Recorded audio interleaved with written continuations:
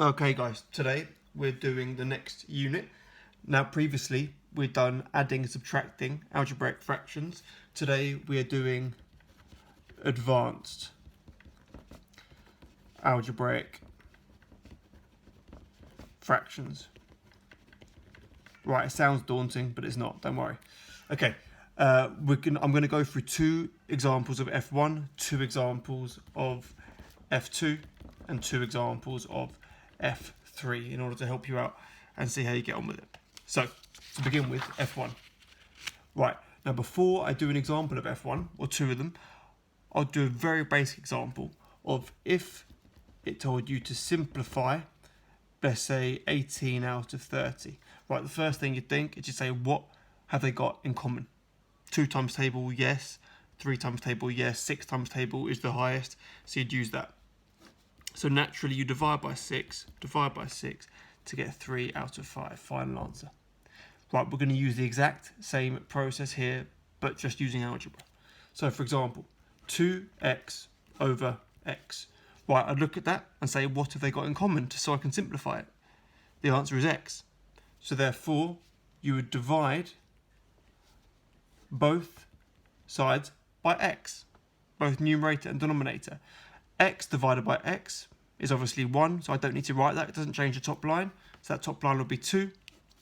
X divided by x, again, we know is 1, but this time I will write 1, so something's there in place of the denominator. 2 divided by 1 equals 2, final answer. It's as simple as that, same sort of process. Another example of F1 could be 3x squared over 3. Right, again, what have they got in common? The highest common factor. Well, in this case, it's 3. Now, I could easily go divide by 3 like I did here. I'm not. I'm going to do a quicker method, more efficient method, and you'll see in F2 and F3 why I'm doing it. It just saves a bit of time for us. Rather than doing divide by 3, I'm going to look at that and say, right, they both go into the 3 times table, so I'm going to cancel that out and cancel that out. I'm going to put 1 next to that. I could easily put a 1 next to that because we're dividing by 3 on the numerator and denominator, but me putting a 1 there doesn't really impact the x squared at all, so I don't need to. So therefore, that literally says x squared over 1. So I'm dividing by 3 and dividing by 3. Therefore, my answer, x squared divided by 1, is just x squared. Final answer. Okay? Now I'm going to use this cancelling out process in the F2 and in F3 as well, because it's just a little bit easier, otherwise it gets a little bit too busy on the page. Okay? So just to let you know what we did here, we did the exact same thing. We divided by 3 to get 1 and to get 1, but just cancelled it out instead and put a 1 here and didn't need to put a 1 here because we know that 1 times x squared is just x squared anyway. Okay, so I now want to go through an example of F2. Now F2 is a little bit more challenging, so I'll go through the example here. I'm going to write it down first and maybe help us out on the top here with a little bit of help with the first step. So I've got 4a plus 2ab over 10a. Okay, I want to be clear, it will say simplify there as well. It is not the same process as F1. I can't just look at it and go, 4 and 10 both go into the 2 times table, perfect, just cancel them out. I cannot simplify a whole expression here, unless it's with the exact same expression, but obviously it's not here. I need to do something with that expression. I need to factorize it first. So that top line, the numerator here, I'm going to factorize. So 4a plus 2ab. Right, hopefully we remember factorization. If we don't, please contact me after.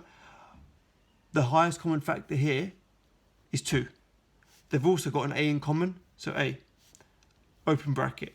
2a times by 2 is 4a, and then 2a times b is 2ab. So therefore the numerator would become 2a bracket 2 plus b. Over the 10a stays the same. Right, now we can simplify, now we can cancel out. It's clear here that with the 2a here and the 10a here, they both have something in common. They both got the 2 in common. They both also got a in common. So therefore, I'm going to divide this by 2a and this by 2a. And just like in the last example, I'm going to cancel out. So 2a divided by 2a is 1. I could put a 1 here, but it doesn't interfere with that, so I won't.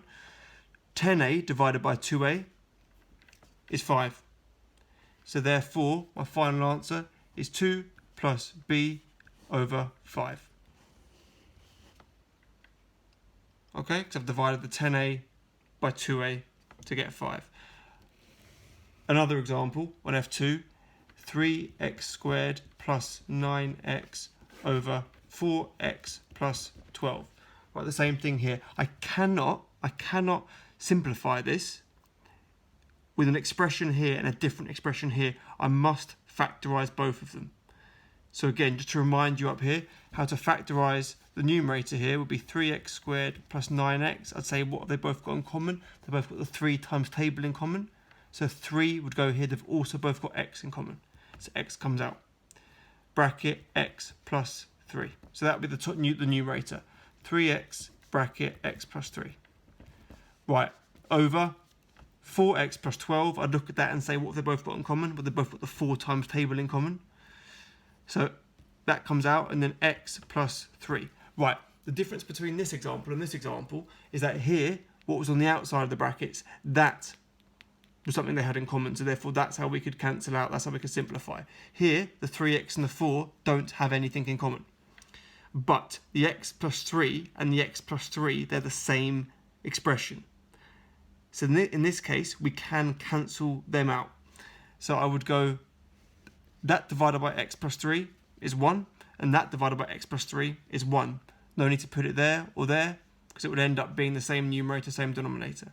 So I'm just left with 3x over 4, final answer. Okay, so the important thing here is you must factorise before you do any sort of simplifying and cancelling out, otherwise it won't make any sense. Okay, the last example is going to be about F3. Okay, F3, so I'm going to go through 2 examples here as well. 2x plus 10 over x squared minus 25.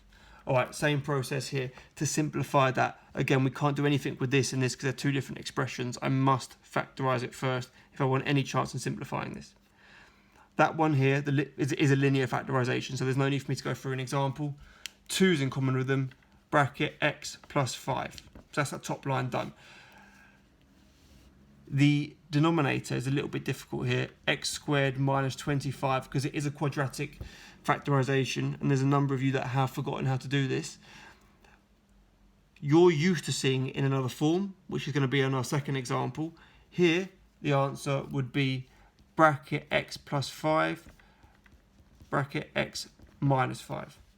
Okay? If you need further clarification on that, please ask me about it after. That's how you factorise that, so I'm going to put that underneath here. So it's going to be x plus 5, x minus 5. Right, at this point here, we know if we can cancel out, perfect, that's what we do. If we can simplify, that's what we do. I look at 2. 2 hasn't got in common with any of that or any of that, so therefore I can't do anything with that. But then I look at this part here, the x plus 5. I've got x plus 5 here as well. So therefore, because they're the same expression, I can simplify, I can cancel them out. I'm going to divide both of them by x plus 5. So x plus 5 divided by x plus 5 is 1, no need to put it there. X plus 5 divided by x plus 5 is 1, no need to put it there. So therefore I'm left with 2 over x minus 5. Final answer. Okay, we're going to do the second and last example on F3. X squared plus 5x plus 6 over x squared plus 7x plus 10. Right, this one here, it's quite clear. There's 2 quadratics here and here. Now, the amount of times I've seen in the past people getting too excited about simplifying and cancelling out and seeing x squared, perfect, cancel, cancel. It does not work. I repeat, it does not work to cancel out when you've got an expression, a different expression here. It does not work. You must factorise it first. So that's what we'll go and do. Here, a quadratic, x squared plus 5x plus 6. We know we've got to find two numbers that times to get 6, and those same two numbers that add to get 5. So x plus 3 and x plus 2 seem to work perfectly here. So I'll do x plus 3, x plus 2. Then I look at this one here. I want to factorise the denominator. X squared plus 7x plus 10. Again, two numbers that times to get 10. Add to get 7. It's going to be 5 and it's going to be 2. Okay, so it'll be x plus 5 and x plus 2. Okay, again, now I want to see if I can cancel out. I want to see if I can simplify. So I look at x plus 3. No. Oh, I can't cancel out, can't simplify. I look at x plus 2. No. Yes. X plus 2 there as well. So therefore I can divide them both by x plus 2 and x plus 2. So that would get rid of that and leave a 1, which I don't need to write, and that would get rid of that, again leaving a 1, which I do not need to write. So therefore my final answer here would be x plus 3 over x plus 5. Final answer. And that would be the simplified version. Okay, so you've gone through F1, F2 and F3 here. Hopefully that makes sense, and I look forward to see how you do.